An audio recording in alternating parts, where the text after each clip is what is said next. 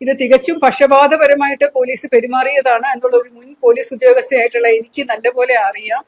ഞാൻ പോലീസിൽ 33.5 വർഷം ജോലി ചെയ്തിട്ടുള്ള ഒരു വ്യക്തി ആയതുകൊണ്ട് DGPയുടെ റാങ്കിൽ ഇരുന്ന് വിരമിച്ച ഒരു വ്യക്തിയാണ്. കാണിക്കും. അല്ല, യു ഷോ മീ. കാണിച്ചു കഴിഞ്ഞാൽ ഞാൻ വിശ്വസിക്കാം.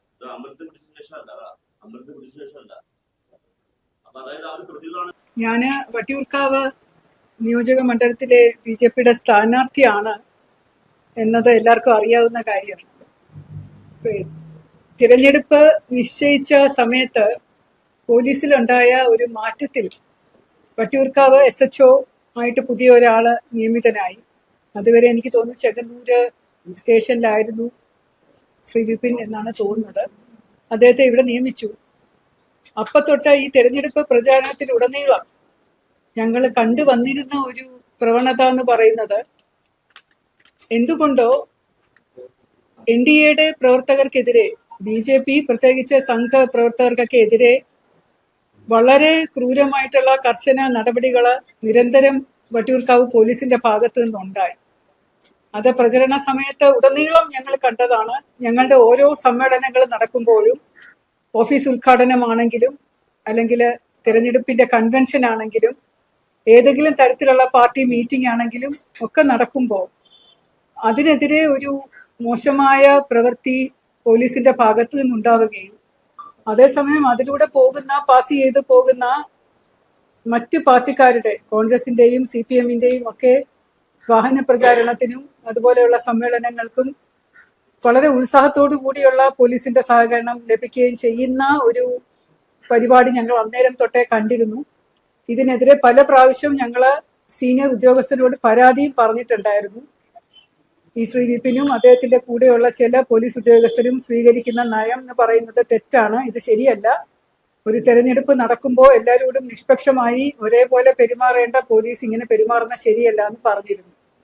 ഇതിനൊക്കെ അവസാനമായിട്ടാണ് നമ്മളിപ്പോ കഴിഞ്ഞ 2 ദിവസമായിട്ട് വട്ടിയൂർക്കാവ് പോലീസ് ചില BJP പ്രവർത്തകരെയും സംഘപ്രവർത്തകരെയും തിരഞ്ഞുപിടിച്ച് നമ്മുടെ എമർജൻസി കാലഘട്ടമൊക്കെ ഓർമ്മിപ്പിക്കുന്ന രീതിയിലുള്ള അതിക്രൂരമായ മർദ്ദന മുറകൾ നടത്തി വരുന്നതായിട്ട് കാണുന്നത്. നമ്മുടെ തന്നെ ഒരു പ്രവർത്തകനായിട്ടുള്ള ശ്രീ ബിനു, അദ്ദേഹം മലമുകൾ പള്ളിയുടെ തന്നെ ഒരു സെക്രട്ടറി സ്ഥാനത്ത് ഇരിക്കുന്ന ഒരു വ്യക്തിയാണ്, BJPയുടെ പ്രവർത്തകനാണ്. അദ്ദേഹത്തിന്റെ വീട്ടിൽ കയറാൻ യാതൊരു നിർവാഹവുമില്ല. രഞ്ജിനി ഭവൻ, രഞ്ജിനി ഹൗസ് എന്ന പേരുള്ള അദ്ദേഹത്തിന്റെ വൈഫിന്റെ പേരിലുള്ള വീടാണ്. അവിടെ ഒരു വിലക്ക് പ്രഖ്യാപിച്ചിരിക്കുകയായിരുന്നു കോൺഗ്രസ് പ്രവർത്തകരും CPM പ്രവർത്തകരും കൂടെ ചേർന്ന്. ഒരു കോൺഗ്രസ് പാരമ്പര്യമുള്ള ഒരു വ്യക്തിയാണ്. അദ്ദേഹത്തിന്റെ കുടുംബം കോൺഗ്രസ് ആണ്. പക്ഷെ കഴിഞ്ഞ ഇലക്ഷൻ തൊട്ട് അദ്ദേഹം CPMന്റെ കൂടെ നിന്ന് പ്രവർത്തിക്കുന്ന ഒരു സുനിൽ എന്നു പേരുള്ള ഒരു ആളാണ് രഞ്ജിനി എന്ന് പറയുന്ന ആ ലേഡിയുടെ മുമ്പിൽ വെച്ചിട്ട് വളരെ അസഭ്യമായ രീതിയിൽ ലൈംഗിക ചുവയോടുകൂടി സംസാരിച്ചതും മുണ്ടുപൊക്കി കാണിച്ചതും ഒക്കെ. ഇതിനൊരു പരാതി എഴുതി കൊടുത്തതിന് ഒരു കൃത്യസമയത്ത് ഒരു കേസ് പോലും എടുക്കാൻ കൂട്ടാക്കാതെ അവസാനം 17-ാം തീയതി നടന്ന ഒരു സംഭവത്തിന് 19-ാം തീയതിയാണ് പോലീസ് FIR പോലും ഇട്ടിരിക്കുന്നത്. അതിൽ ഇതുവരെ ആരെയും അറസ്റ്റ് ചെയ്തതായിട്ടും അറിയില്ല. പക്ഷേ ഇതിനു മുമ്പായിട്ട് വളരെ ക്രൂരമായിട്ടുള്ള നടപടികളാണ്. വീട്ടിൽ കയറാൻ പറ്റാതിരുന്ന ബിനുവിനെയും ഫാമിലിയെയും, സ്വന്തം വീട്ടിൽ താമസിക്കണ്ടേ, അപ്പൊ അതിനു വേണ്ടിയിട്ട് ഞങ്ങൾ പല പോലീസ് ഓഫീസേഴ്സിനെയും സമീപിച്ചപ്പോ അതൊക്കെ വിശദമായിട്ട് ഇവര് പറയും.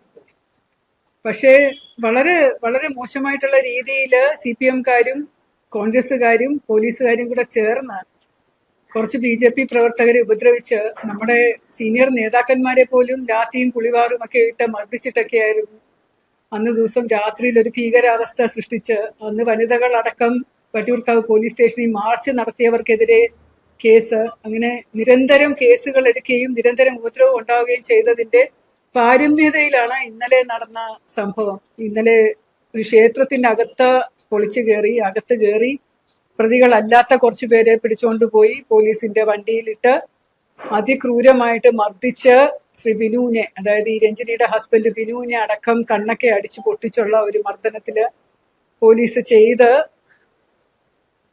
ആശുപത്രിയിൽ വെച്ചിട്ട്, ജനറൽ ആശുപത്രിയിൽ വെച്ചിട്ട് ഈ ഇടിച്ച പോലീസ് ഉദ്യോഗസ്ഥർ തന്നെ ചേർന്നിട്ടാണ് ഇദ്ദേഹത്തെ മെഡിക്കൽ കോളേജിൽ കൊണ്ടുപോകാൻ ഒരു ശ്രമം നടത്തിയതിനെ ഞങ്ങൾ തടയുകയും ഞങ്ങൾ എല്ലാവരും അതിന് ദൃക്സാക്ഷി ആയത് ആണ്. അപ്പൊ ഇതിന്റെ ഒരു വ്യക്തമായ ചിത്രം ജനങ്ങളുടെ മുന്നിൽ എത്തണം. അതിനു വേണ്ടിയിട്ടാണ് ഇന്ന് നിങ്ങളെയൊക്കെ ഇവിടെ വിളിച്ചു കൂട്ടിയത്. ഇത് തികച്ചും പക്ഷപാതപരമായിട്ട് പോലീസ് പെരുമാറിയതാണ് എന്നുള്ള ഒരു മുൻ പോലീസ് ഉദ്യോഗസ്ഥയായിട്ടുള്ള എനിക്ക് നല്ലപോലെ അറിയാം. ഞാൻ പോലീസിൽ 33.5 വർഷം ജോലി ചെയ്തിട്ടുള്ള ഒരു വ്യക്തിയായതുകൊണ്ട് DGPയുടെ റാങ്കിൽ ഇരുന്ന് വിരമിച്ച ഒരു വ്യക്തിയാണ്. കൂടാതെ ഇപ്പോൾ ഞാൻ ഭാരതീയ ജനതാ പാർട്ടിയുടെ വൈസ് പ്രസിഡന്റ് സ്ഥാനത്തിരിക്കുന്നു, തിരഞ്ഞെടുപ്പിലെ സ്ഥാനാർത്ഥിയായിട്ട് മത്സരിക്കുന്നു. അതുകൊണ്ട് കാച്ചാണി എന്ന് പറയുന്ന സ്ഥലത്ത്, പ്രത്യേകിച്ചും അവിടെ നെട്ടയം ആ ഒരു മലമുകൾ പള്ളി ഇരിക്കുന്ന സ്ഥലത്ത് കുറെ വർഷങ്ങൾക്ക് മുമ്പ് ഒരു BJP പ്രവർത്തകൻ പോലും ഉണ്ടാകാതിരുന്ന, വളരെ ബുദ്ധിമുട്ടിയാണ് നമുക്ക് BJPയുടെ പ്രവർത്തകരെ അവിടെ കണ്ടുപിടിക്കാൻ സാധിച്ചിരുന്നത്. പക്ഷെ കഴിഞ്ഞ 10 വർഷമായിട്ട് വളരെ നല്ല രീതിയിൽ ഭാരതീയ ജനതാ പാർട്ടിക്ക് NDAക്ക് അവിടെ പ്രവർത്തകരുണ്ട്. അവിടുത്തെ വോട്ട് ശതമാനം നോക്കിക്കഴിഞ്ഞാല് നേരത്തെ ഉണ്ടായിരുന്ന അതായത് കൗൺസിലർമാരെന്നൊക്കെ പറയുന്ന ആൾക്കാര് മാറി ഇപ്പൊ അവിടേക്ക് കൂടുതൽ BJPക്ക് വോട്ട് കിട്ടുന്ന ഒരു സമ്പ്രദായം വന്നിട്ടുണ്ട്. കഴിഞ്ഞ തെരഞ്ഞെടുപ്പിൽ തന്നെ, കൗൺസിലർ തെരഞ്ഞെടുപ്പിൽ തന്നെ ഒരു 900 വോട്ട്സിന്റെ ഒരു ഭൂരിപക്ഷത്തിലാണ്, അതുപോലും ഇല്ല, 90 വോട്ടിന്റെ ഭൂരിപക്ഷത്തിലെങ്ങാണ്ടാണ് പുതിയ കൗൺസിലർ, കാച്ചാണി കൗൺസിലർ ജയിച്ച് വന്നിരിക്കുന്ന ആരോപണം. അത്രയും വളരെ കുറച്ച് വോട്ടിന്റെ ഭൂരിപക്ഷത്തിലാണ്. അതിന് മുമ്പിലുണ്ടായിരുന്നത് അത്രയാണെങ്കിൽ പോലും നമുക്ക് ലോക്സഭാ ഇലക്ഷന്റെ സമയത്ത് ഏറ്റവും കൂടുതൽ വോട്ട് കിട്ടിയ സ്ഥലവും കൂടെയാണ്. രാജീവ് ചന്ദ്രശേഖർജി നിന്നിരുന്ന സമയത്ത് അവിടെ ഏറ്റവും കൂടുതൽ വോട്ട് ലഭിച്ചിരുന്ന സ്ഥലവും കൂടിയാണ് നെട്ടയം എന്ന് പറയുന്നത്. അപ്പൊ ആ ഏരിയയിൽ കൂടുതൽ ആൾക്കാർ ഭാരതീയ ജനതാ പാർട്ടിയിൽ വരുന്നു എന്നുള്ളതിന്റെ ഒരു ബുദ്ധിമുട്ട് ഈ രണ്ട് പാർട്ടികൾക്കും ഉണ്ട്, കമ്മ്യൂണിസ്റ്റുകാർക്ക് പ്രത്യേകിച്ചുണ്ട്. അപ്പൊ അവരുടെ നിങ്ങൾക്കറിയാലോ, പോലീസ് അസോസിയേഷൻ എന്ന് പറയുന്നത്, പോലീസ് അസോസിയേഷൻ ഭരിക്കുന്നത് പോലും പാർട്ടിയാണ്. CPMന്റെ ആൾക്കാരാണ് ഇപ്പൊ പോലീസ് അസോസിയേഷന്റെ നേതൃസ്ഥാനത്ത് ഇരിക്കുന്നത് പോലും. അപ്പൊ അവരെ കൊണ്ട് വിചാരിച്ചാല് പോലീസിനെ കൊണ്ട് ഇതുപോലെയുള്ള ക്രൂരതകൾ CPMന് ചെയ്യിക്കാൻ സാധിക്കും. അപ്പൊ അങ്ങനെ നടന്ന ഒരു കാര്യമായിട്ടാണ് ഇപ്പോൾ മനസ്സിലാകുന്നത്. പോലീസുകാരെ കൊണ്ട് തന്നെ അവിടെ വന്ന് സംരക്ഷണം തരാം എന്ന് പറഞ്ഞ് ദൂരെ നിന്നിരുന്ന ബിനുവിനെയും ഭാര്യയും വിളിച്ചു വരുത്തി അവിടെ കൊണ്ടുവന്ന് പള്ളിയുടെ മുകളിൽ കയറി നിന്നുകൊണ്ട്, മലമുകൾ പള്ളി, ഞാൻ അവിടെ പോയതാണ്, എനിക്ക് അറിയാവുന്ന സ്ഥലമാണ്, നല്ല ഉയരത്തിലിരിക്കുന്ന പള്ളിയാണ്, അതിന്റെ മുകളിൽ കയറി നിന്നുകൊണ്ട് വിറകും കല്ലും ഒക്കെ വലിച്ചെറിഞ്ഞ് പോലീസിന് പരിക്കേറ്റപ്പോ മാറ്റിക്കാൻ, പോലീസിനെ രക്ഷപ്പെടുത്താൻ നോക്കിയ BJP പ്രവർത്തകരെയാണ് പോലീസ് വന്ന് നിഷ്ഠൂരമായി മർദ്ദിച്ചത്. അപ്പൊ അതിന്റെ വീഡിയോ സഹിതം തെളിവ് ഞങ്ങളുടെ കയ്യിലുണ്ട്. എന്നിട്ട് അവരെടുത്തിരിക്കുന്ന കേസ് എന്ന് പറയുന്ന വലിയ പ്രഹസനമാണ്. ഏതെങ്കിലും കേസ് നിങ്ങൾ കണ്ടിട്ടുണ്ടോ? പോലീസിനെ ആക്രമിച്ച കേസിനകത്ത് BJPക്കാരും CPMക്കാരും കൂടെ ഒരുമിച്ച് നിന്ന് ആക്രമിക്കുന്ന ഒരു കേസ് പോലെയാണ് അവരെടുത്തു വെച്ചിരിക്കുന്നത്. അത് തന്നെ വളരെ പരിഹാസ്യമാണ്, അപഹാസ്യമാണ്. BJPക്കാരുടെ കൂട്ടത്തിൽ നിന്നുകൊണ്ട് CPMക്കാരും കൂടെ ചേർന്നിട്ടാണ് പോലീസിനെ ആക്രമിച്ചത് എന്ന് പറഞ്ഞൊരു കേസ് എടുക്കുമ്പോൾ അത് എന്തുമാത്രം തലതിരിഞ്ഞ കേസാണ്, തെറ്റായ രീതിയിൽ എടുത്ത കേസാണെന്ന് നിങ്ങൾക്ക് മനസ്സിലാവും. അത് സീനിയർ ആയിട്ടുള്ള ഏതെങ്കിലും ഒരു ഉദ്യോഗസ്ഥൻ അന്വേഷിച്ചു കഴിഞ്ഞാൽ അത് കേസ് പൊളിഞ്ഞു പോകത്തേ ഉള്ളൂ. പക്ഷെ ആ കേസിന് വേണ്ടിയിട്ടാണ് ഇപ്പോ ആളുകളെ ആവശ്യമില്ലാതെ അറസ്റ്റ് ചെയ്ത് കൂട്ടുന്നത്. ഈ കേസിനകത്ത് പഴയ കൗൺസിലർ ആയിട്ടുള്ള കാച്ചാണി കൗൺസിലർ രമയും ഇപ്പോഴത്തെ കൗൺസിലറും ഒക്കെ പ്രതികളാണ്. അവരൊക്കെ അവിടെ ഉണ്ടായിരുന്നതാണ്. പക്ഷെ തിരഞ്ഞു പിടിച്ച് അറസ്റ്റ് ചെയ്യുന്നത് മുഴുവനും BJPയുടെ പ്രവർത്തകരെയാണ്. അതും പ്രവർത്തകരെ അറസ്റ്റ് ചെയ്യാൻ, പ്രതികളല്ലാത്തവരെ പോലും ഇന്നലെ ക്ഷേത്രത്തിനുള്ളിൽ കയറി അടിച്ച് പരത്തി ആ ക്ഷേത്രം മുഴുവൻ നശിപ്പിച്ച് അവിടുത്തെ പഠനമുറി മൊത്തം നശിപ്പിച്ചിട്ടാണ് ആളുകളെ പിടിച്ചുകൊണ്ട് പോയത്. അപ്പൊ ഇങ്ങനെയുള്ള ഒരു പ്രവൃത്തി പോലീസ് ചെയ്യുമ്പോൾ കാട്ടാളത്തം എന്നല്ലാതെ അതിനെ എന്ത് പറയും?